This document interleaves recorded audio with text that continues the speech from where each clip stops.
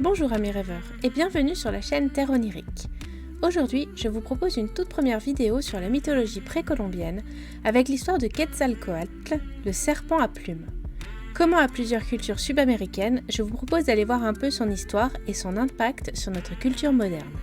Si vous êtes prêts, on y va tout de suite après le générique.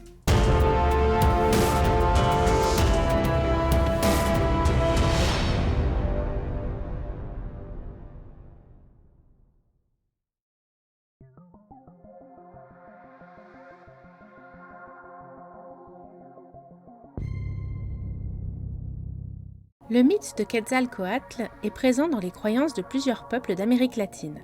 On le retrouve chez les Aztèques, les Mayas, les Olmèques et chez les Toltèques. Le nom de Quetzalcoatl a été donné principalement dans le centre du Mexique à l'une des incarnations du serpent à plumes, l'une des principales divinités en Mésoamérique, c'est-à-dire dans l'Amérique précolombienne. Son nom vient de Quetzal, un petit oiseau, et Coatl, qui signifie serpent. Donc littéralement le serpent-oiseau que l'on traduirait plus par serpent à plumes. L'une des plus anciennes représentations de cette divinité remonte à 150 après Jésus-Christ dans les peintures murales de Teotihuacan. Quetzalcoatl est d'ailleurs souvent représenté dans l'art religieux mésoaméricain pendant près de 2000 ans jusqu'à la conquête espagnole de l'Empire aztèque en 1521 pour être plus précise. Cependant, les origines du culte de Quetzalcoatl semblent remonter à l'époque préclassique, aux alentours de 1200 avant Jésus-Christ. On retrouve plusieurs divinités serpents dans la zone mésoaméricaine, telles que le serpent aquatique chez les Olmèques, Quetzalcoatl chez les Aztèques ou encore Kukulcan chez les Mayas. D'ailleurs, le nom de Kukulcan est parfois utilisé pour désigner Quetzalcoatl. Il était courant que les prêtres ou les rois prennent le nom du dieu auquel ils étaient associés. C'est pourquoi on retrouve plusieurs personnages historiques portant le nom de Kukulcan par exemple. Comme pour d'autres divinités mésoaméricaines, le culte de Quetzalcoatl pouvait impliquer des sacrifices humains. Une pratique répandue et commune également consistait en un autosacrifice, c'est-à-dire une saignée rituelle plus ou moins douloureuse. Alors quand je dis auto-sacrifice, en fait c'est plus nuancé parce qu'effectivement la saignée pouvait être faite sur soi-même, mais il arrivait aussi qu'elle soit pratiquée sur des prisonniers. Dans tous les cas, cette saignée reste un acte qui est extrêmement codifié, chaque geste, chaque parole pendant la saignée est ritualisée. Cette pratique de sacrifice de sang humain peut être expliquée par le mythe de la création du monde selon les mythologies mésoaméricaines. Pour vous résumer ce mythe, les dieux Quetzalcoatl et Tezcatlipoca se transformèrent en deux grands serpents après avoir transporté la déesse de la terre depuis les cieux jusqu'à l'eau qui recouvrait le monde. Là, ils la déchirèrent en deux et de la première moitié de la déesse, ils créèrent la terre. Puis, ils utilisèrent chaque partie de la déesse pour créer tout ce qui serait nécessaire aux hommes. Ses cheveux devinrent les arbres, les fleurs et les herbes hautes. De sa peau, ils firent les petites fleurs et les herbes fines. Ses yeux, qu'elle comptait par milliers, devinrent les fontaines, les puits et les petites grottes. Ses bouches, qu'elle avait aussi par milliers, furent transformées en rivières et en grandes grottes. Et enfin, ses épaules et son nez se changèrent en vallées et en montagnes. Une fois la déesse ainsi transformée, elle était prête à donner aux hommes la nourriture qu'ils avaient besoin. Mais lorsqu'elle pleurait et refusait d'accorder ses faveurs, seul le sang humain pouvait la calmer. Un autre mythe lié à Quetzalcoatl illustre son lien étroit avec l'agriculture et principalement avec le cycle de croissance du maïs.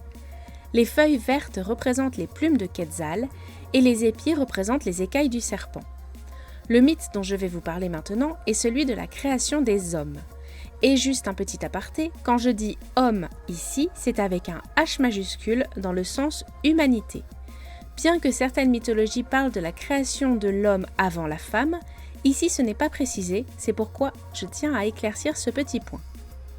Donc le mythe de la création des hommes peut être trouvé dans la Leyenda de los Soles, ou en français, la légende des soleils.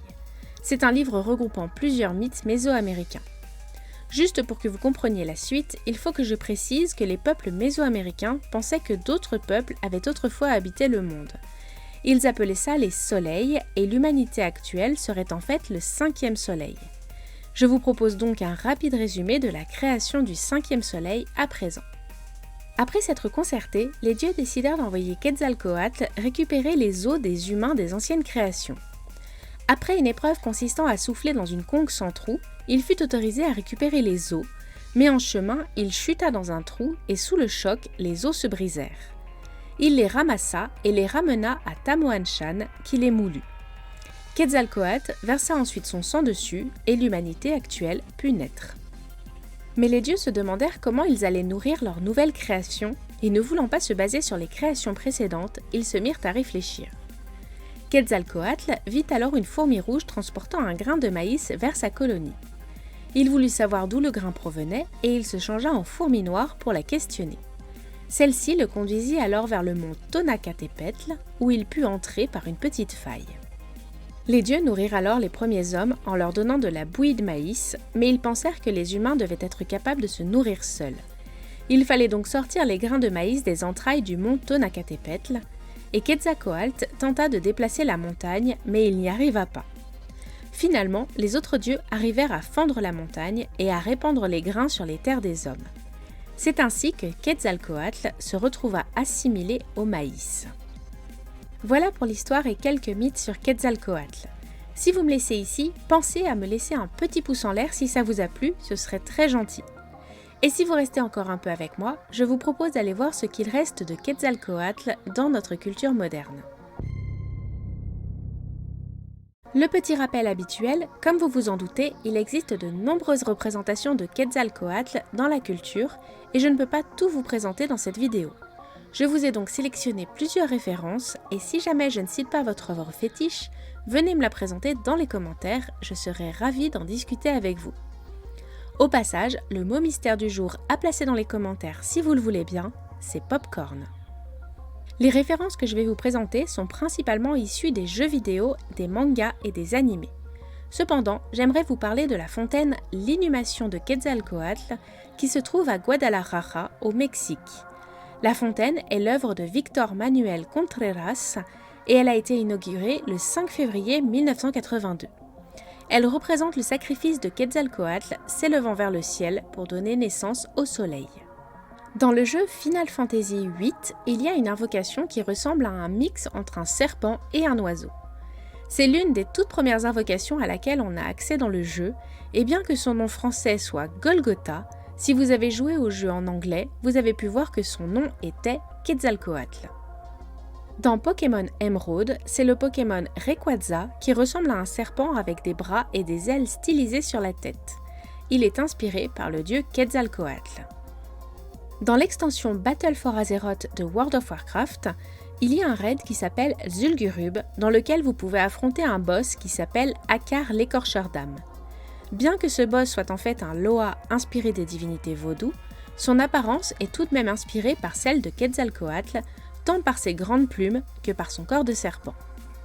Du côté des mangas et animés, je tiens à vous mentionner le personnage de Lucoa dans Miss Kobayashi's Maid Dragon, qui est en fait une incarnation de la divinité aztèque Quetzalcoatl. Après, c'est pas un animé ou un manga que j'ai vraiment suivi, donc je ne vais pas m'étendre dessus si vous voulez bien me le pardonner. Autre animé qui a bercé les enfants des années 80 et toute la génération Club Dorothée, Les Mystérieuses Cités d'Or. C'est un animé qui est devenu aujourd'hui cultissime. Je ne vais pas vous le résumer, mais je vais juste vous dire qu'il se passe au temps des conquistadors en plein empire aztèque. On y croise les cultures aztèques, mayas, olmèques et bien entendu plusieurs divinités mésoaméricaines sont représentées. Quetzalcoatl est donc lui aussi représenté dans l'animé. Voilà, nous en avons fini pour aujourd'hui avec le mythe de Quetzalcoatl, le serpent à plumes. Si la vidéo vous a plu, pensez à me laisser un petit pouce en l'air, ça serait très gentil. Si vous le souhaitez également, vous pouvez m'inscrire le mot du jour popcorn dans les commentaires. N'oubliez pas de vous abonner si ce n'est pas déjà fait, ça m'aide vraiment beaucoup. Sachez qu'à mon niveau, chaque abonnement est précieux et surtout c'est gratuit, ça ne vous coûte rien du tout, tandis que pour moi ça m'encourage vraiment pour la suite. Mes réseaux sociaux sont en barre d'infos si vous souhaitez m'y rejoindre. Et en attendant, je vous dis à la semaine prochaine pour un nouveau voyage sur les terres oniriques.